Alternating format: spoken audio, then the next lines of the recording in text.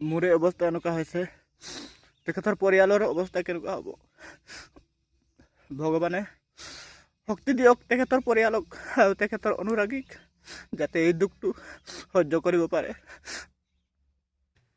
যোৱাকালি অসমবাসীৰ কাৰণে আৰু মোৰ কাৰণে বহুত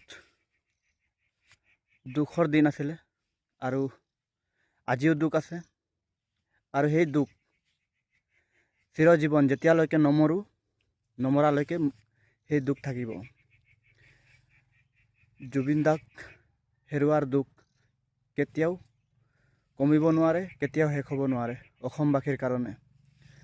মই কালি ভিডিঅ' চিডিঅ' বনোৱা নাই, কাৰণ মই খবৰটো যেতিয়া পালোঁ তেতিয়াৰ পৰা মোৰ অৱস্থা অলপ বেয়া।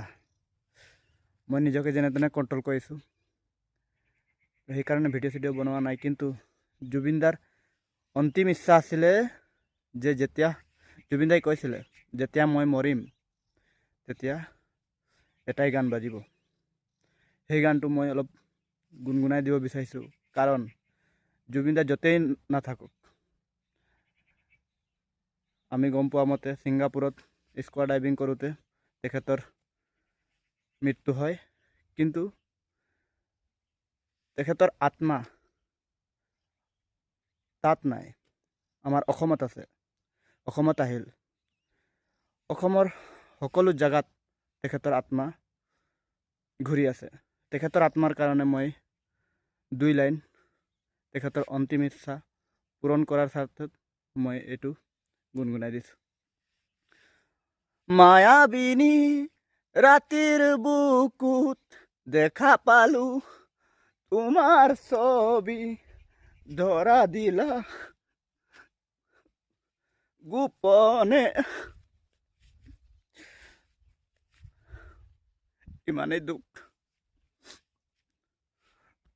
বহুত দুখ পাইছোঁ। এদিনো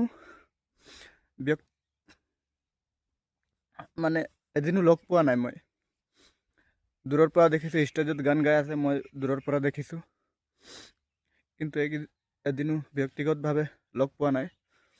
তথাপি মই তেখেতৰ অনুৰাগী আৰু তেখেতক বহুত ভাল পাওঁ আৰু পাই থাকিম।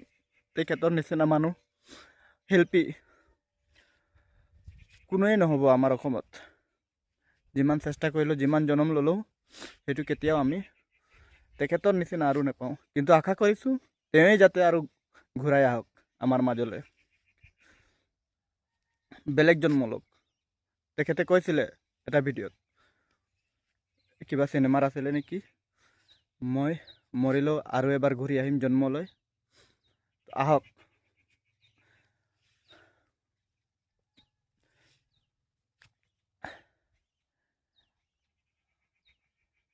বহুত বেয়া লাগিছে। মায়াবিনী ৰাতিৰ বুকুত দেখা পালো তোমাৰ ছবি, ধৰা দিলা গোপনে আহি হিয়াৰ কোণত। তুমি যে মোৰ শুকান বনত নিয়ৰৰে চেঁচা টোপাল, নামি অহা ৰ'দৰে নৈ মোৰ দেহত প্ৰতি পুৱা।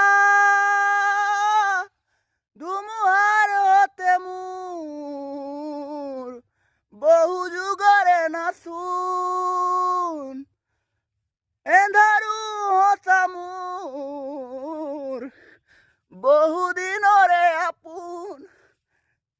নিজানৰ গান মোৰ শেষ হ'ব তোমাৰ